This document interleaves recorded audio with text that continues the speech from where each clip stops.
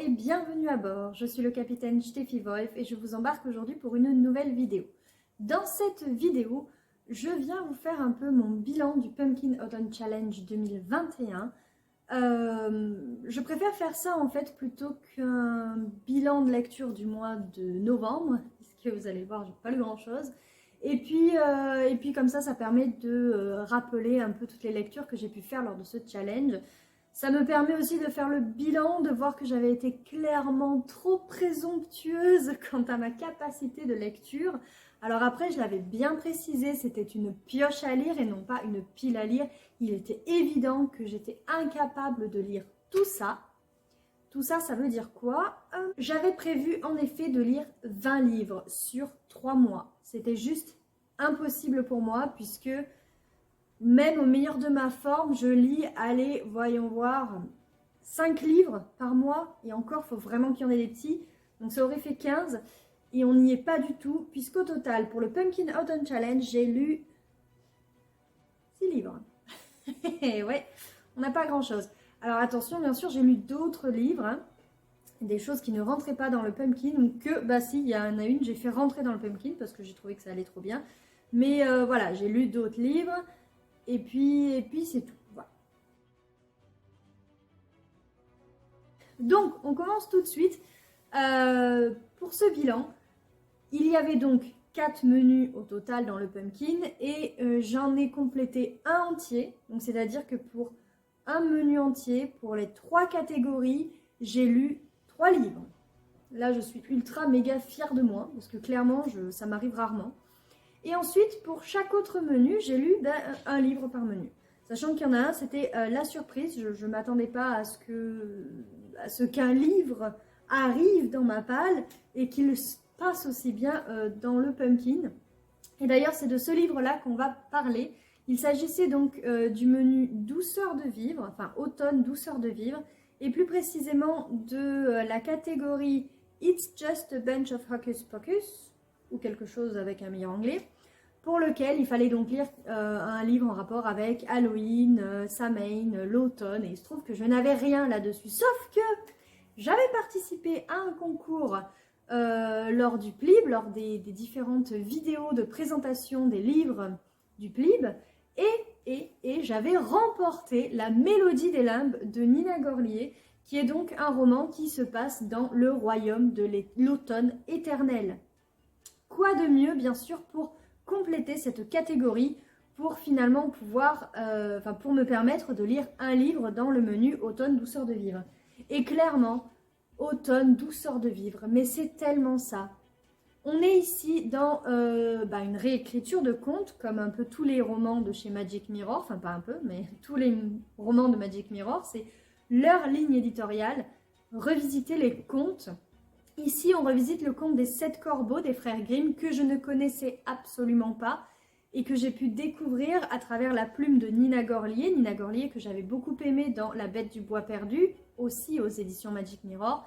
Ici, on est sur un autre roman, on est dans un autre registre puisqu'elle s'attaque à la thématique du deuil, à la thématique du handicap, à la thématique de l'acceptation, que ce soit de la mort, de soi, des autres.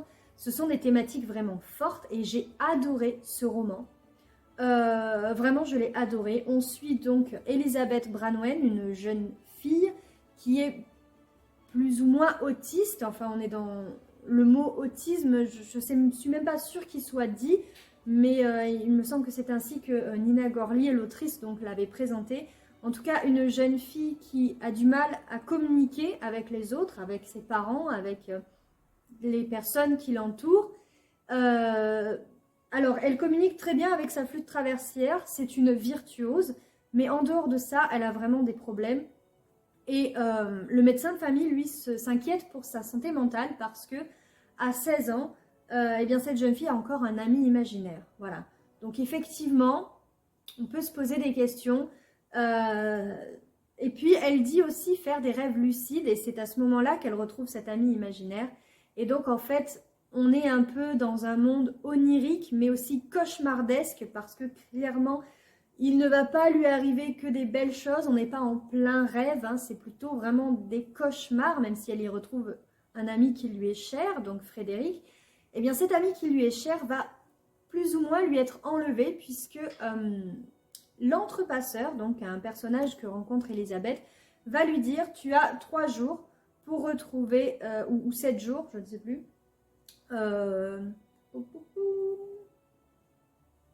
Elle a 7 jours pour retrouver 3 clés afin de libérer, plus ou moins, de délivrer Frédéric. Et donc, s'ensuit plein de péripéties, plein d'aventures plus ou moins sympathiques, alors plutôt moins que plus, évidemment.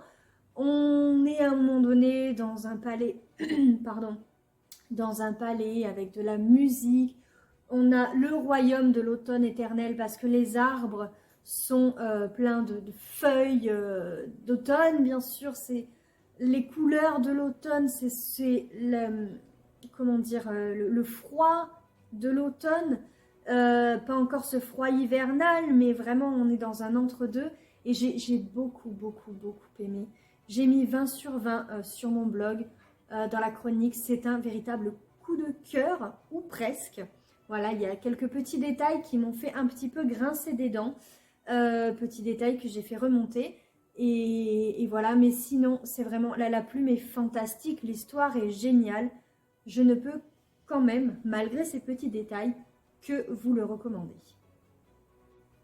Alors, on enchaîne avec le menu Automne frissonnant, pour lequel j'ai également lu un seul roman.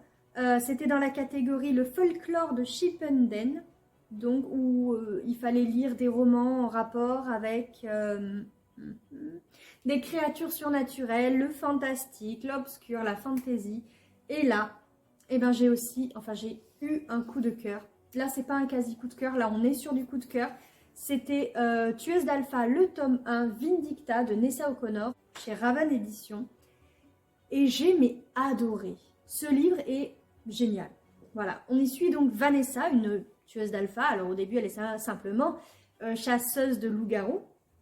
Et pour le coup, ce sont de vrais loups-garous, hein. Ce ne sont pas des loups, gros loups magnifiques dont on tombe amoureux au premier regard. Non, là, ce sont des créatures horribles, terribles, vicieuses pour certaines, et puis terriblement moches en fait. Enfin, sous leur apparence humaine, ces loups-garous sont peut-être beaux, effectivement, mais sous leur apparence de loups-garous, eh bien, ce sont des créatures difformes en fait, hein, telles qu'on le voit là sur la couverture qui rend très bien d'ailleurs.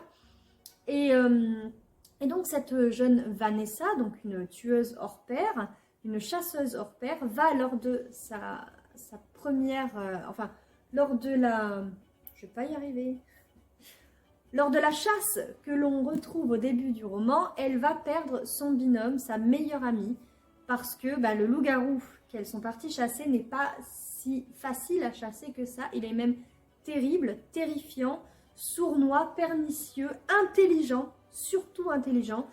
Et Vanessa va devoir faire un travail de deuil déjà. Alors, on retrouve la même thématique. Alors pas de la même manière, hein, parce que bon, elle a perdu sa meilleure amie et tout ça.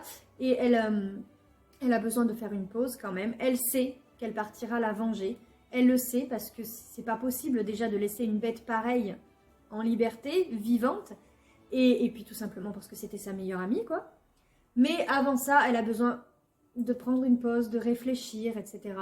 Et évidemment, elle ne va pas pouvoir prendre cette pause puisque ce loup-garou si pernicieux, si intelligent, comme je vous disais, va venir la retrouver parce que lui aussi, il veut finir ce qu'il a commencé. Donc voilà, elle va rencontrer d'autres loups-garous, devoir s'associer à certains de ses ennemis. On retrouve dans ce roman un peu quelque chose de Van Helsing, donc ce film que moi j'ai beaucoup aimé avec Hugh Jackman et Kate Beckinsale, pardon. On y retrouve aussi pas mal de clichés de la Beat-Lit et des romans de loups-garous, de chasseurs de loups-garous, etc.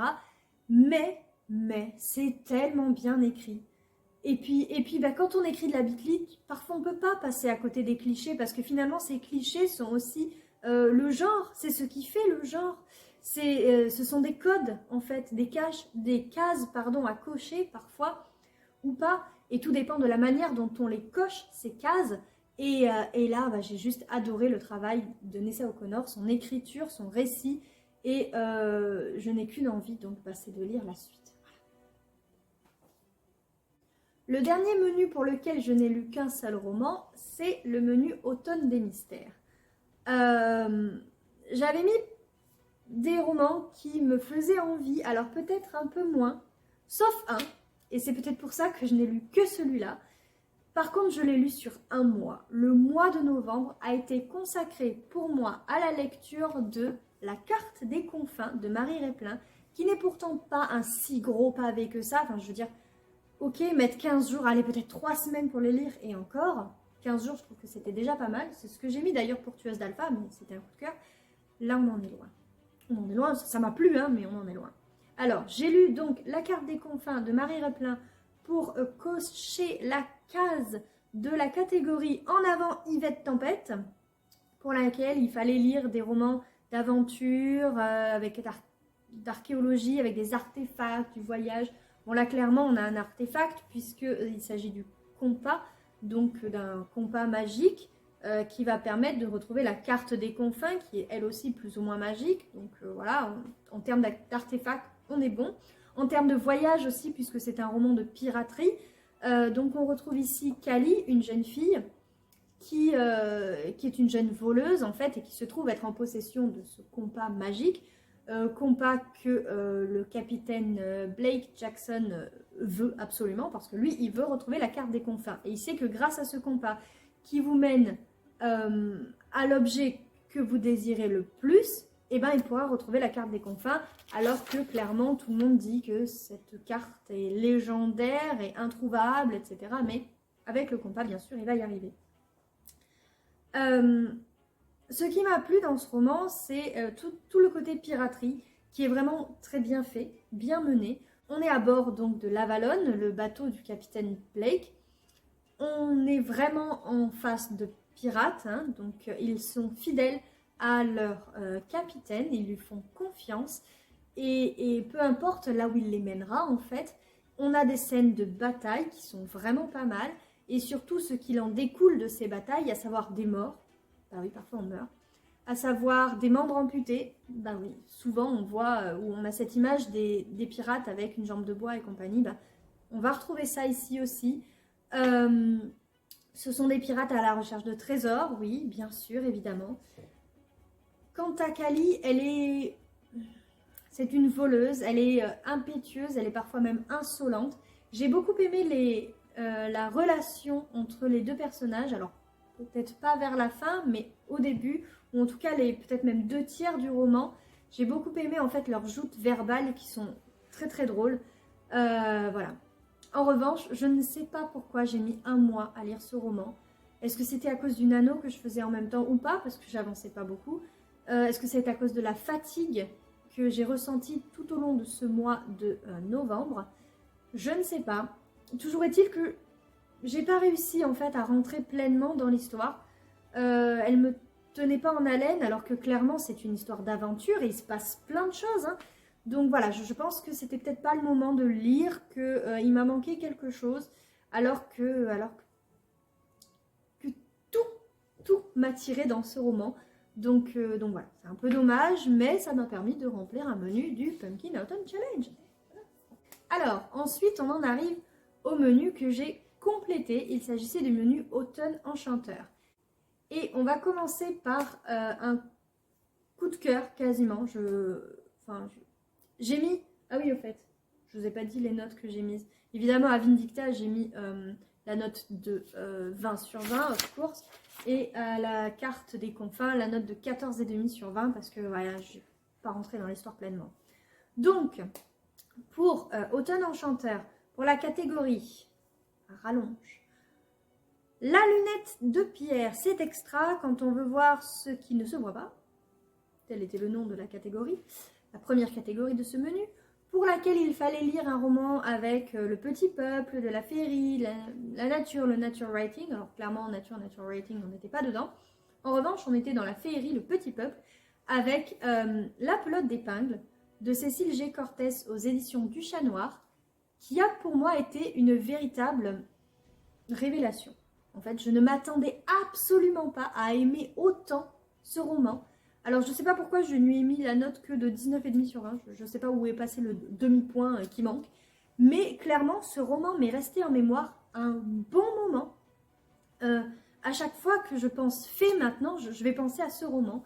Parce que dans ce roman, on suit Violette, qui est une fée, qui est chargée de faire se rencontrer, de faire tomber amoureux, de faire se marier et vécure heureux et ont beaucoup d'enfants, deux personnages, deux personnes surtout, un jeune musicien talentueux, talentueux, pour qui aime les chansons de Midinette, mais en gros il a beaucoup de succès, et une jeune femme tout aussi talentueuse, mais dans la couture, qui elle est beaucoup plus discrète par contre.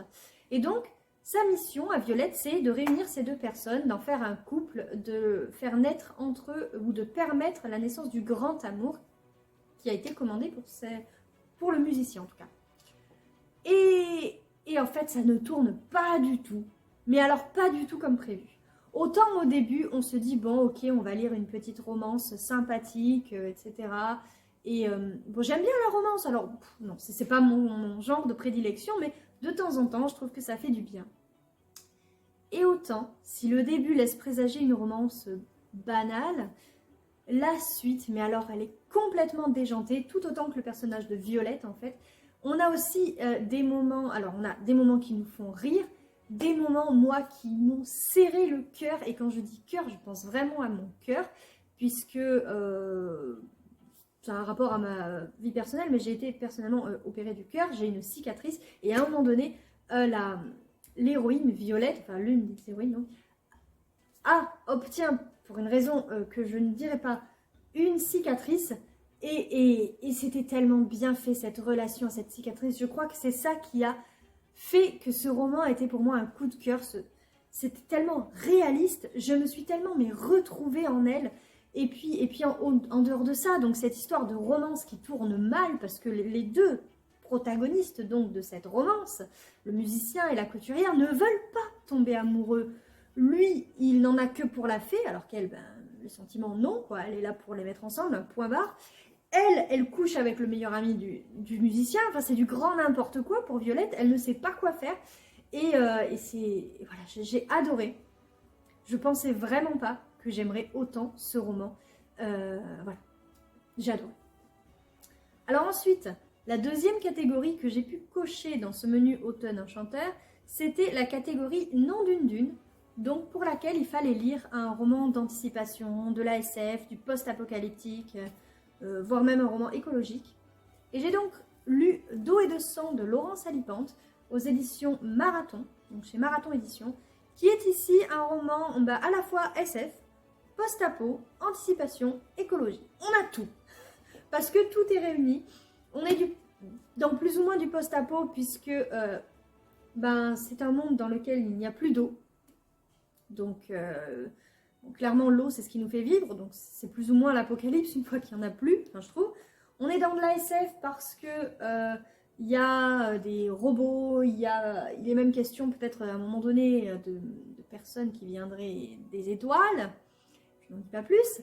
C'est un roman d'anticipation parce que oui, à force de puiser dans les ressources de la Terre, on va finir par l'épuiser.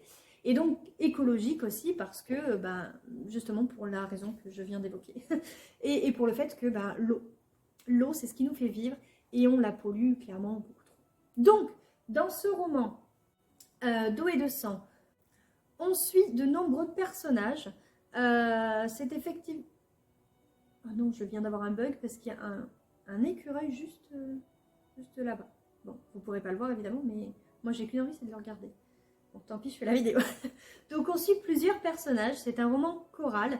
Alors je n'en avais pas vraiment lu, je crois, mais c'est pas fait pour moi.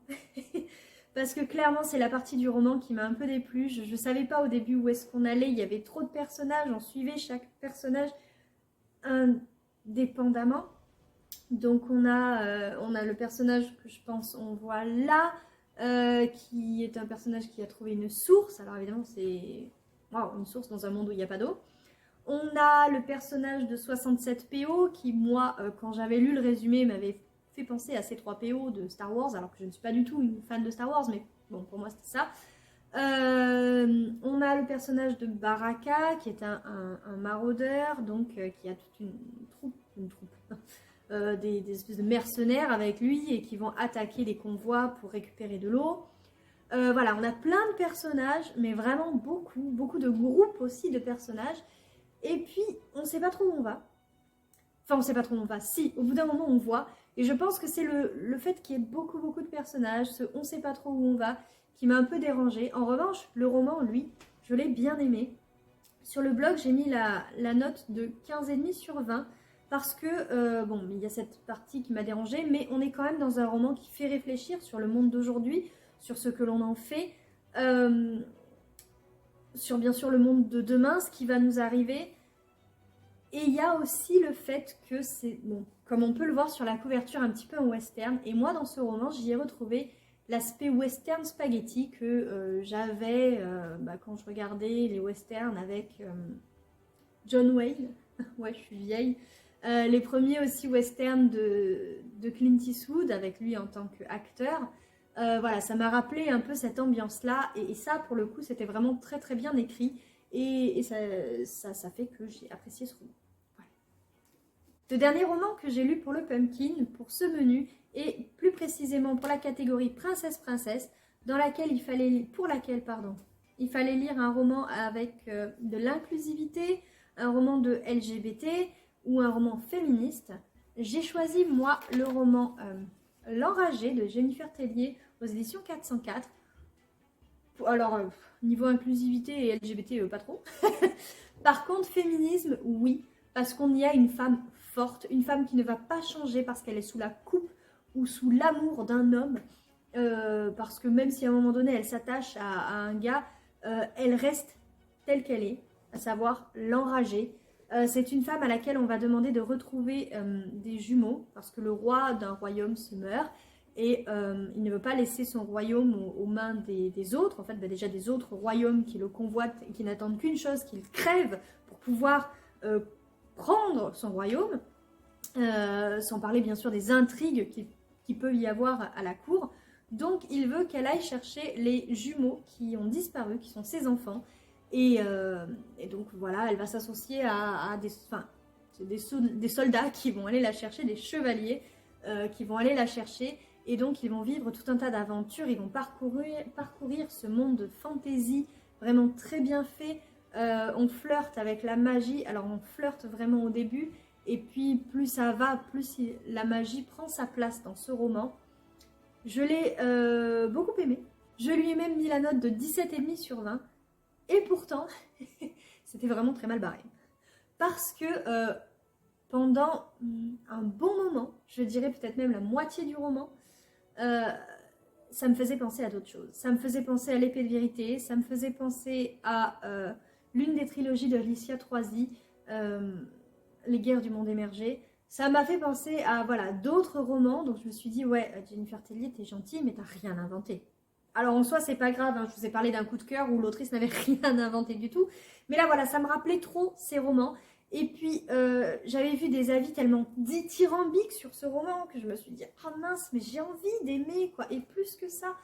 Et puis, il y a aussi le fait que je me suis bêtement spoilée puisque j'ai lu les titres des parties.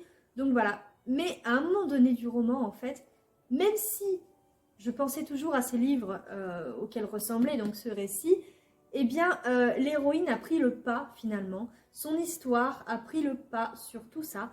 Et ça a débloqué quelque chose en moi et dans ma lecture. Et ça fait que, finalement, j'ai beaucoup aimé cette lecture. 7,5, c'est une très bonne note, quand même. Voilà. C'est tout. Et puis, en plus, je l'ai lu, mais rapidement, je suis en train de voir. Il m'a fallu pas moins de 4 jours pour lire un pavé, quoi. Attendez, il y a combien de pages à ce truc-là ?